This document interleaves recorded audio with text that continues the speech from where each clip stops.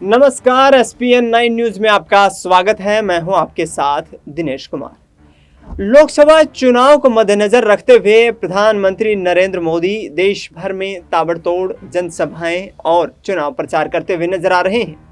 इसी कड़ी में बिहार में प्रधानमंत्री नरेंद्र मोदी 9 दौर के जन प्रचार को संपन्न कर चुके हैं। 1 जून को अंतिम चरण का मतदान होने वाला है और ऐसे में बिहार के पूर्व डिप्टी सीएम तेजस्वी यादव ने प्रधानमंत्री नरेंद्र मोदी को 7वें चरण के मतदान से पहले एक पत्र लिख दिया है।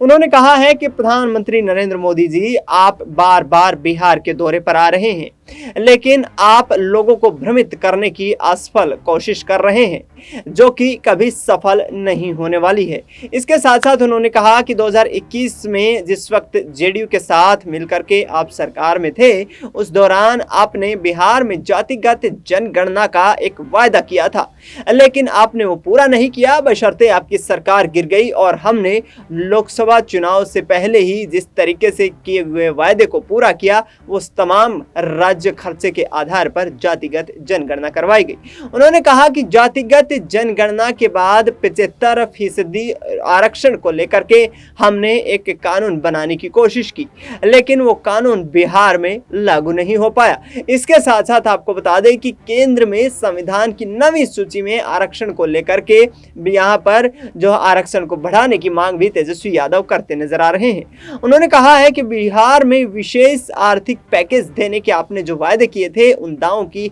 हवा निकल चुकी है। इसके साथ साथ बिहार का आर्थिक और सामाजिक ढांचा पूरी तरह से बिगड़ चुका है। उन्होंने कहा है कि पिछले 10 सालों में आरजेडी 2 बार महज सत्ता में काबिज हुई है, लेकिन सत्ता में आते ही हमने विकास कार्यों को बढ़ावा देने की कोशिश की है। इसके साथ साथ लोकसभा चुनाव में भी हमने ऐसी तमाम कोशिशें की हैं जिनके आधार पर देश की जनता और बिहार की विशेष तौर पर लोग हम पर विचार करते हुए नजर आए। आपको बता दें कि भारतीय जनता पार्टी लगातार चुनावी कैंपेन करती नजर आ रही है।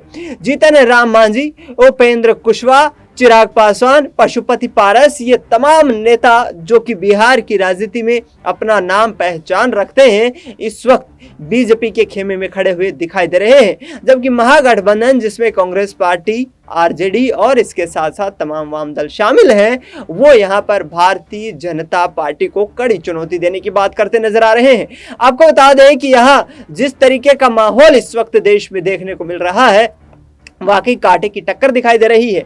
486 सीटों पर मतदान संपन्न हो जाने के बाद भारतीय जनता पार्टी जीत के दावे कर रही है, तो दूसरी तरफ इंडिया गठबंधन की तरफ से भी यहां पर तमाम कोशिशें की जा रही हैं। तेजस्वी यादव की तरफ से लिखा गया ये पत्र सोशल मीडिया पर जमकर वायरल हो रहा है। सोशल मीडिया पर वायरल हुए इस पत्र के बाद प्रधानमंत्री नरेंद्र मोदी और भारतीय जनता पार्टी के तमाम नेता यहां आरजेडी पर तमाम तरह के आरोप लगाते हुए नजर आ रहे हैं। उनकी तरफ से कहना है कि बिहार में जिस तरीके का आरक्षण का स्ट्रक्चर अपनाया जा रहा है, वो गैर कानूनी तरीका है। लालू प्रसाद यादव के दौर में ऐसा कानून बनाया गया और आरक्षण को बढ़ाने की कोशिश की गई, लेकिन संविधान के अनुसार 50% से अधिक आरक्षण नहीं दिया जा सकता है। ऐसे में यदि आरक्षण की सीमा को बढ़ाया जाता है तो ये संवैधानिक मूल्यों का उल्लंघन होगा और इससे देश का आर्थिक और सामाजिक ढांचा बिगड़ने की आशंका रहती है। हालांकि आरक्षण को लेकर के बार बार यहाँ प्रधानमंत्री नरेंद्र मोदी विपक्ष पर हावी होते नजर आए। उन्होंने कहा कि विपक्ष आरक्षण को मुसलमानों को देना चाहता है, हिंदू लोगों के आरक्षण को काटकर मुसलमानों को बढ़ावा देने की कोशिशें की जा रही है। जबकि दूसरी तरफ आरक्षण को लेकर बार बार विपक्षी दलों की तरफ से कहा जा रहा है कि संविधान की पराकाष्ठा को देखते हुए हमने तमाम वही कदम उठाए हैं जो कि जरूरी है। अब देखना ये होगा कि आखिरकार लोकसभा चुनाव में किस तरीके से विपक्ष यहाँ पर जीत दर्ज कर पाता है और तेजस्वी यादव का ये पत्र कितना बिहार में आखिरी चरण के चुनाव में परिवर्तन ला पाता है। फिलहाल इस खबर में इतना ही। देश दुनिया की तमाम बड़ी खबरों के लिए आप देखते रहिए SPN9 न्यूज।